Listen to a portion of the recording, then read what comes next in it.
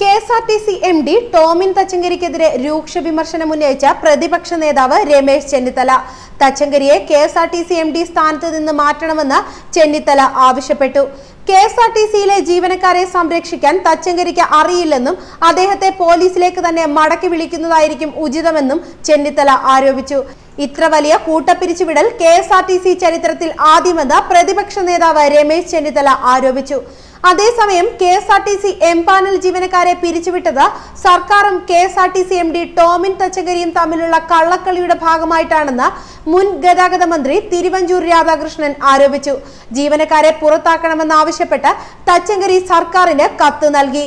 Case കോടതിയിൽ വന്നപ്പോൾ സർക്കാർ പിരിച്ചുവിടലിനെ എതിർത്തില്ലെന്നും തിരുവഞ്ചൂർ ആരോപിച്ചു. എംപാനൽ കണ്ടക്ടർമാരുടെ പിരിച്ചുവിടലുമായി ബന്ധപ്പെട്ട അടിയന്തര പ്രമേയത്തിന് അവതരണ അനുമതിക്കുള്ള നോട്ടീസ് നൽകിക്കൊണ്ടാണ് തിരുവഞ്ചൂരിന്റെ ആരോപണം. KSRTC MDയെ നിലയ്ക്ക് നിർത്താൻ സർക്കാരിന് കഴിയുന്നില്ല. കേസിന്റെ നിർണായക ഘട്ടത്തിൽ സർക്കാർ കള്ളക്കളി കളിച്ചു. എംപാനൽ ജീവനക്കാരെ പിരിച്ചുവിടാൻ കോടതി ഉത്തരവിട്ടപ്പോൾ വിധിക്ക് സാവകാശം തേടുകയല്ലാതെ പിരിച്ചുവിടരുതെന്ന നിലപാട് സർക്കാർ കൈക്കൊണ്ടില്ല എന്നും അദ്ദേഹം പറഞ്ഞു. എന്നാൽ സർക്കാരിന്റെ നടപടി തൊഴിൽ നിയമങ്ങൾ പാലിച്ചുള്ളതാണെന്ന് ഗതാഗത വകുപ്പ് മന്ത്രി AK ശശീന്ദ്രൻ മറുപടി നൽകി. അടിയന്തര പ്രമേയത്തിന് അനുമതി നിഷേധിച്ചതിനെ തുടർന്ന് പ്രതിപക്ഷം നിയമസഭയിൽ നിന്ന് ഇറങ്ങിപ്പോയി. KSRTC ജീവനക്കാർക്ക് ജനുവരി മാസത്തെ ശമ്പളം സ്വന്തം വരുമാനത്തിൽ നിന്ന് നൽകാനാകുന്നത് മാനേജ്മെന്റ് സ്വീകരിച്ച സാമ്പത്തിക അച്ചടക്ക നടപടികളുടെ കൂടി ഫലമാണെന്ന് ഗതാഗത മന്ത്രി AK ശശീന്ദ്രൻ വ്യക്തമാക്കിയിരുന്നു.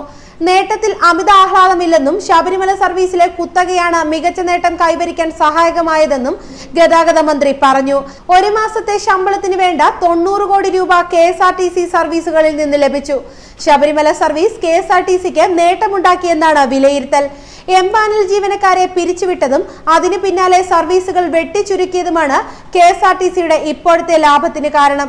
മണ്ഡല മകരവിളക്ക് കാലത്ത് KSRTCക്ക് റെക്കോർഡ് വരുമാനമാണ് ഉണ്ടായത്.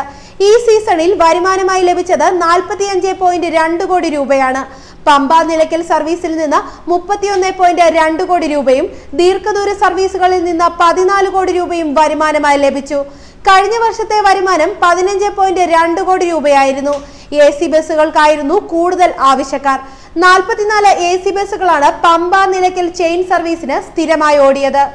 അതേസമയം KSRTCയിൽ നിന്ന് പിരിച്ചുവിട്ട താൽക്കാലിക ജീവനക്കാർ സെക്രട്ടേറിയറ്റിന് മുന്നിൽ നടത്തുന്ന അനിശ്ചിതകാല സമരം 8ാം ദിവസത്തിലേക്ക് കടന്നു. പിരിച്ചുവിട്ടവരെ തിരിച്ചെടുക്കും വരെ സമരം തുടരുമെന്നും തങ്ങൾ ആത്മഹത്യയുടെ വക്കിലാണെന്നും KSRTC എംപാനൽ ജീവനക്കാർ പറഞ്ഞു. സർക്കാർ വഞ്ചിച്ചെന്നാരോപിച്ചാണ് സെക്രട്ടേറിയറ്റിന് മുന്നിൽ KSRTC എംപാനൽ ജീവനക്കാർ ശയന പ്രദർശന സമരം നടത്തുന്നത്. സ്ത്രീകളും കുട്ടികളും അടക്കമുള്ളവർ സമരത്തിന്റെ ഭാഗമാണ്. സർവീസിൽ നിന്ന് പിരിച്ചുവിട്ടതിനെതിരെ നിയമ പോരാട്ടം തുടരുമ്പോഴും പ്രത്യക്ഷ സമരം ശക്തമാക്കാനാണ് പിരിച്ചുവിടപ്പെട്ടവരുടെ കൂട്ടായ്മയുടെ തീരുമാനം. തങ്ങളുടെ വീടുകൾ പട്ടിണിയിലാണെന്നും തീരുമാനം അനുകൂലമായില്ലെങ്കിൽ സമരം ഇനിയും വ്യാപിപ്പിക്കുമെന്നും ഇവർ പറയുന്നു. പ്രതിപക്ഷ പാർട്ടികളടക്കം സമരത്തിന് ഐക്യദാർഢ്യം പ്രഖ്യാപിച്ച് രംഗത്തെത്തിയിട്ടുണ്ട്. സമരം തുടങ്ങി ദിവസങ്ങൾ പിന്നിട്ടിട്ടും സർക്കാരോ മാനേജ്മെന്റോ ചർച്ചയ്ക്ക് തയ്യാറായിട്ടില്ലെന്നും എംപാനൽ ജീവനക്കാർ വ്യക്തമാക്കി. അനുകൂല തീരുമാനം വരും വരെ സമരം തുടരും. കുടുംബാംഗങ്ങളെയും കുട്ടികളെയും പങ്കെടുപ്പിച്ച് സമരം മുന്നോട്ട് പോകുമെന്നും എന്തു വില വന്നാലും സമരം അവസാനിപ്പിക്കില്ലെന്നുമാണ് ജീവനക്കാർ പറയുന്നത്. ന്യൂസ് ഡെസ്ക് മലയാളി വാർത്ത.